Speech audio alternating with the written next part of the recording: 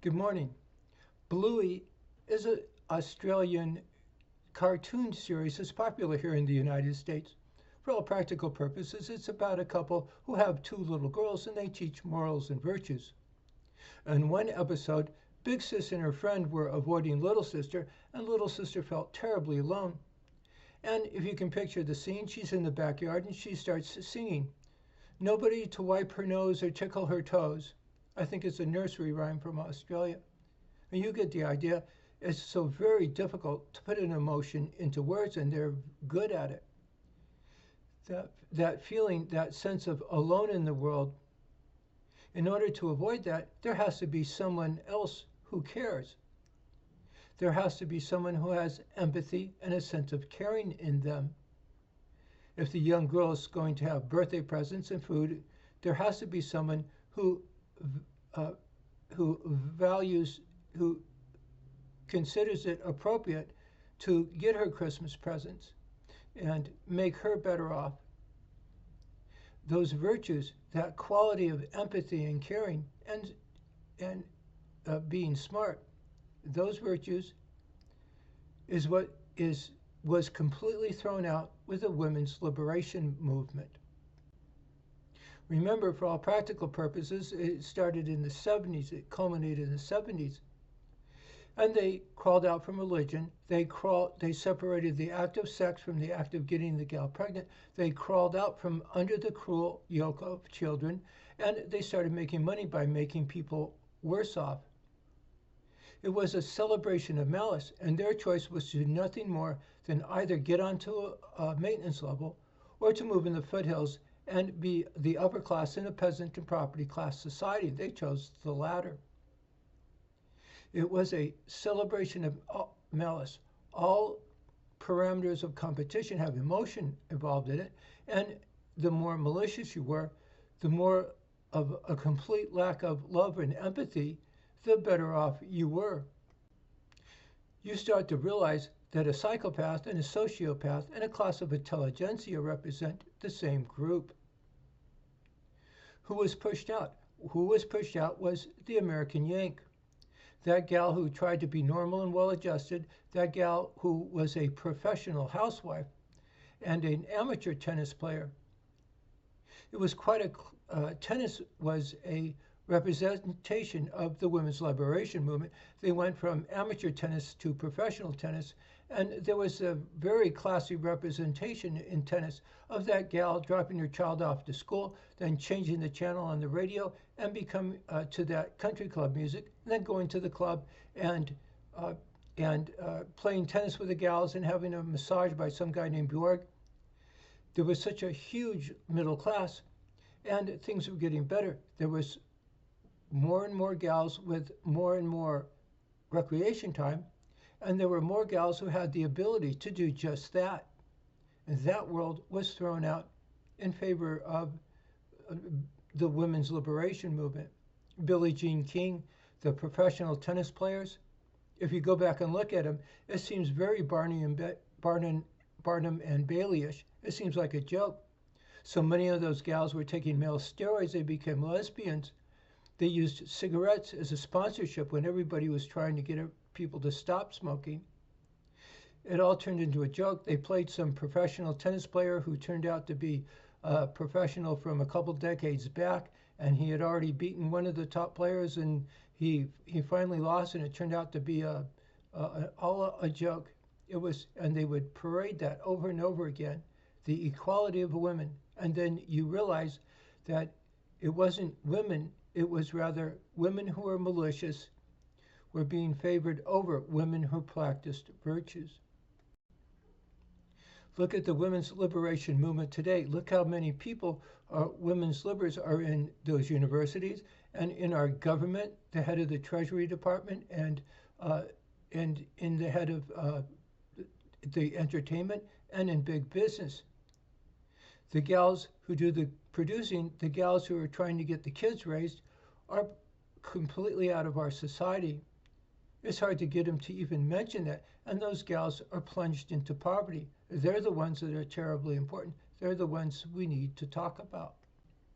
I can't help sneaking in those gals that dress up like Catholic priests and Catholic bishops, and they fashion themselves the moral conscience of us all.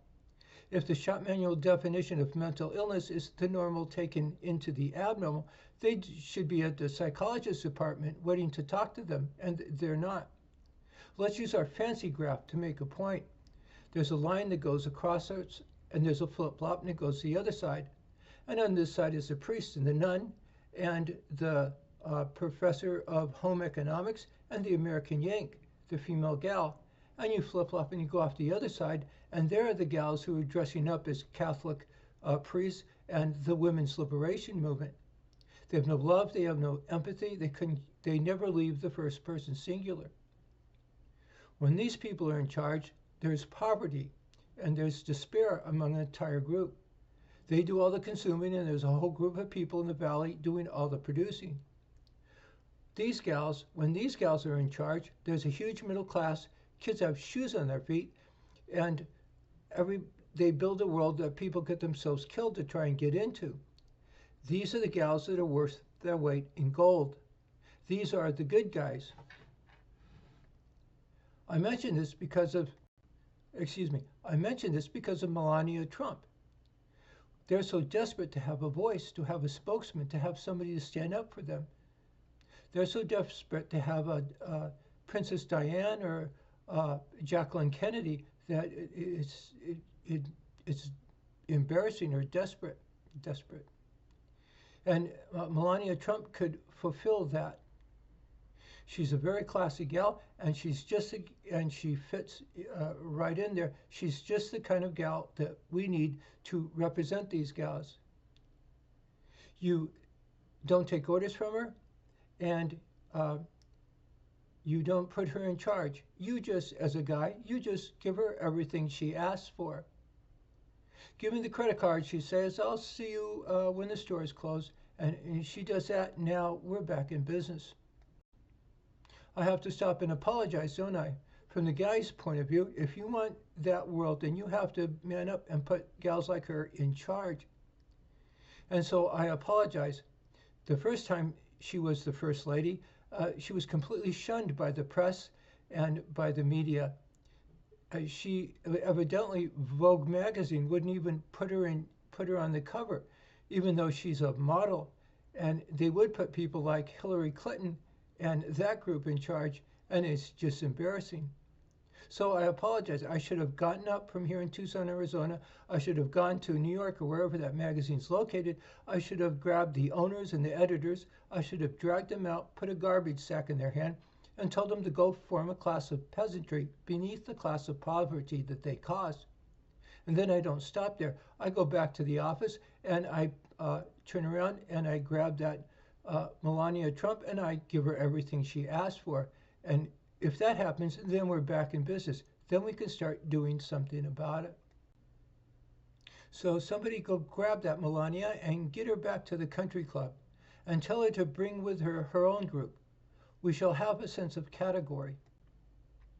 Tell her to bring with her the gals who are working a couple of jobs and trying to pay rent and trying to come up with groceries for the kid, and take them with her.